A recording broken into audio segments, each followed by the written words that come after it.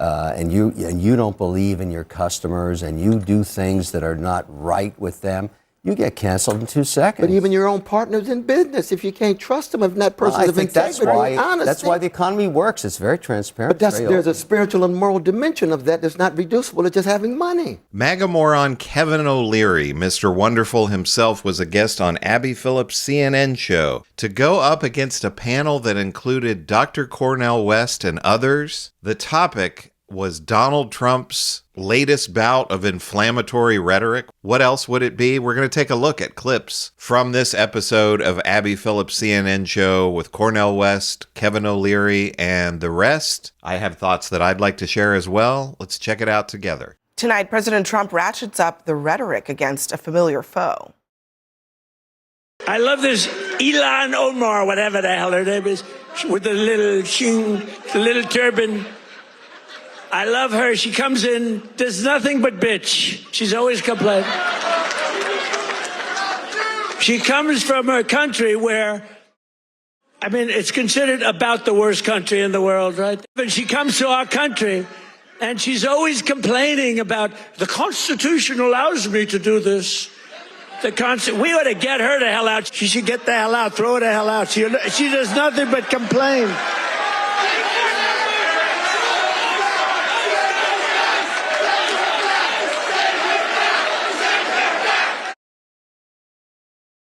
And that's not all. He also revived an old remark that he made behind closed doors back in 2018 about shithole countries. Listen to this.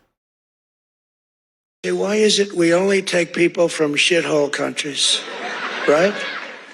Why can't we have some people from Norway, Sweden, just a few? Let us have a few. From Denmark, do you mind sending us a few people? Send us some nice people, do you mind? But we always take people from Somalia, places that are a disaster, right? Filthy, dirty, disgusting, ridden with crime. The only thing they're good at is going after ships. Now, I just want to remind you that when those comments were reported by CNN, by the Washington Post, by other outlets, the White House, Trump denied it. Let me just play that denial. Did you see what various senators in the room said about my comments? They weren't me. No, I'm not a racist. I am the least racist person you have ever interviewed. That I can tell you. I remember that well. You were there? Yeah, I remember. And there were some senators that were at the White House that day and came back and reported what he had said. Dick Durbin and others. Yeah, Chuck Schumer was in that meeting. Yeah, and that's the difference between the first term and the second term. The first term, he would deny, no, I've never said that. Right. He'd say it, but he wouldn't admit to saying it. Now, it's just out in the open. It is out in the open. I'm thinking about what you were saying in that last segment because this feels like exactly what you were referencing. No, it's true. And of course, 100 years ago, they were saying that about precious Irish brothers and sisters, Jewish brothers and sisters, Italian brothers and sisters, please. Polish. No. Samuel Beckett forever. Mm-hmm. But so that this is just a cycle. It's a human thing. You know, we're all human beings. We got to keep track of the organized hatred and weaponized greed and institutionalized indifference toward the weak and vulnerable. These moral and spiritual issues are perennial. Every generation has to come to terms with it. Thank God 100 years ago, voices that were moral and spiritual spoke out against it and called it for what it was. It's just hatred. This is revenge. This is xenophobia. But when you say that, you don't put them outside of the human race. They're still continuous with us. They're just the worst in us because that same hatred and same greed is inside of us. It's in the civil war and the battlefield of our own souls every day. We have to fight it every day. And if we don't die every day, as biblical text says, we got to die. We got to fight that greed and hatred every day. If you don't, you're going to slide down a slippery slope. Isn't the American project supposed to be about treating people as individuals, not as representatives of where they came from, about who their parents were, or whatever, but about who they are and what they can individually contribute to this country? However, what Trump is doing there is basically saying you are worthless if you come from a part of the world that he doesn't think has value. Is that really what we're doing in the United States of America? That's not true in America. That's No, not true. we in America, we do treat That's people not as true. individuals and appreciate them as individuals. It's one of the greatest things about this country. On the other hand, and I am no fan of Ilhan Omar, and she is in a lot of deep doo-doo now because she is very tangled in this billion-dollar Somali Medicaid fraud scandal in Minneapolis, and she may be touched by this. And of course, I haven't seen any evidence of her being connected to it, except for her being Somali. Let me tell you why the check and balance. Let me tell you why Abby, there is evidence. This kind of she was rhetoric tangled doesn't into this matter web. because the economy, the American economy, is based on entrepreneurship. I'm just one random investor. There are millions like me. We don't give a damn where you came from. Right. We only ask, do you have executional excellence? I hire everybody, regardless of where their origination was or their race, religion, their skin color. I don't give up. It doesn't matter. If you can actually execute, you fit in an American company. And that exists today, regardless of who's the executive.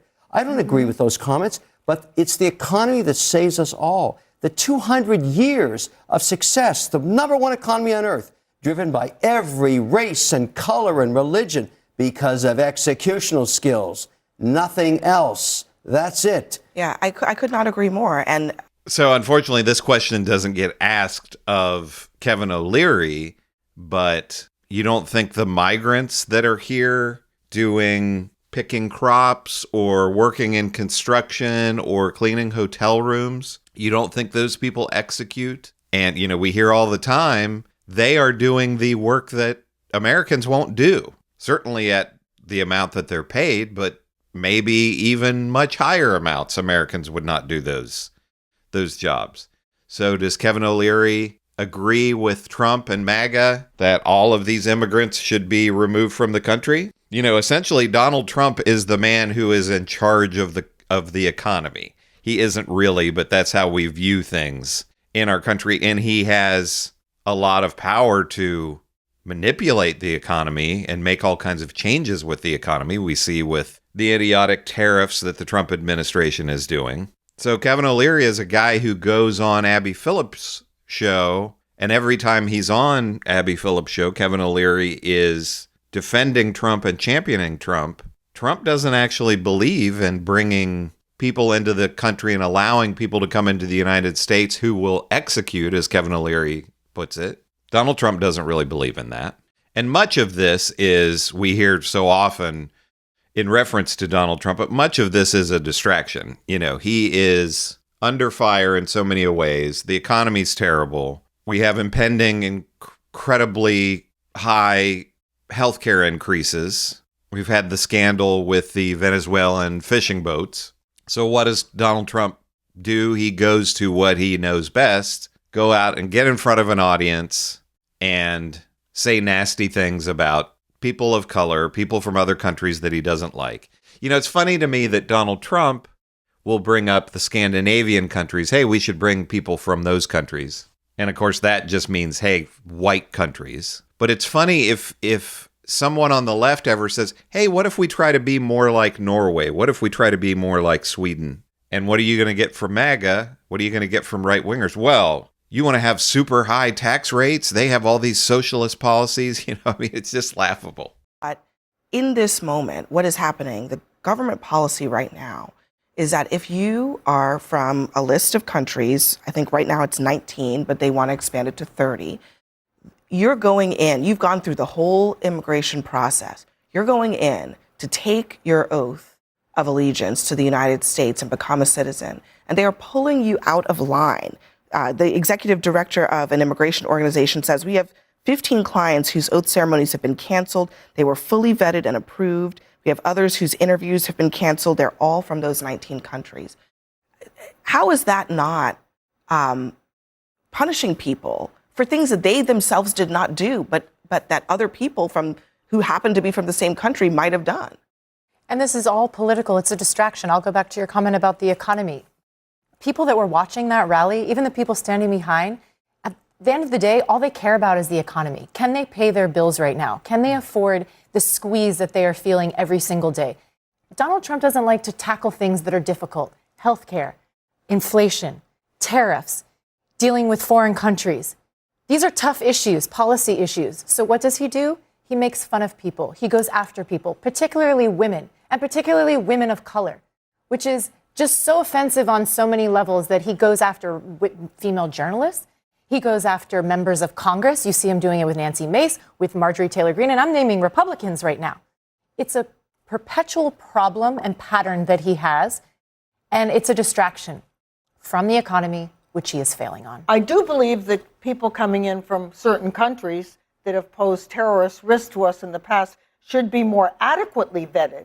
And if listing the countries and saying people coming in from these countries must be more thoroughly researched, more thoroughly verified before they're admitted to this country, I have no problem with that, because the president is also responsible for the national security of this country.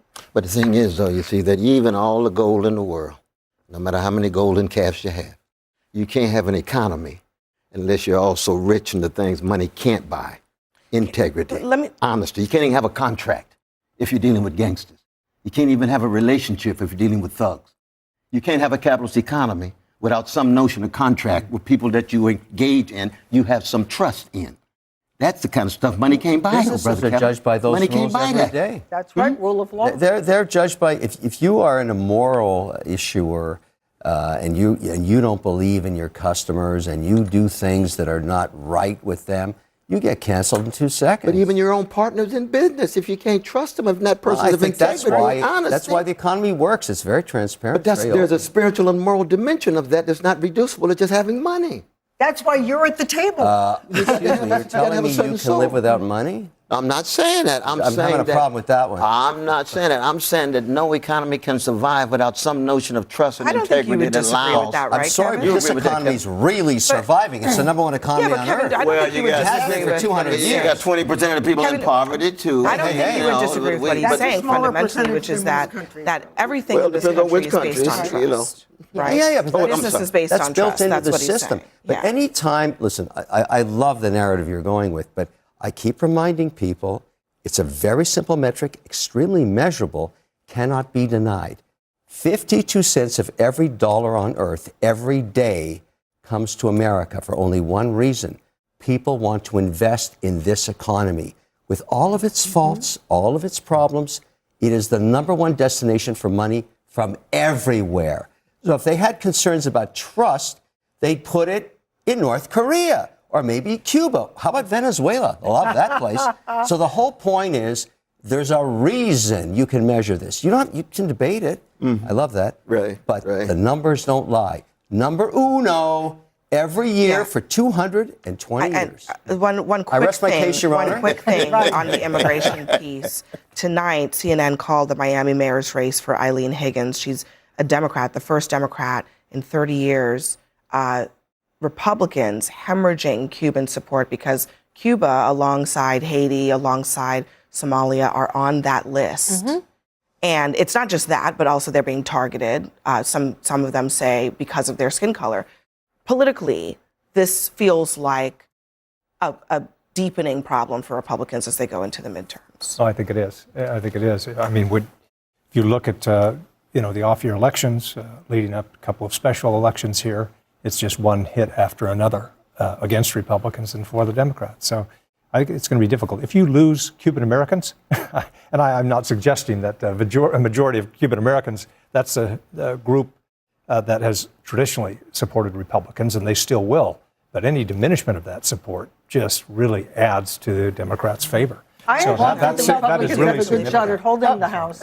We got to leave it there. Next for us, speaking of So they get into kind of a few different topics there. You know, Cornel West is great. He can be a bit, esoteric and flowery in his language and all of that. But he brings up a great point about the morality, the trustworthiness of business in America. And of course, Kevin O'Leary just tries to steamroll over all of that, you can't have, if businesses were acting in an immoral way or cheating their customers or whatever, then they would just, in 2 seconds, they would go under. Tell that to people dealing with health insurance companies. It'd be hard to find much bigger scumbags on the earth than health insurance companies.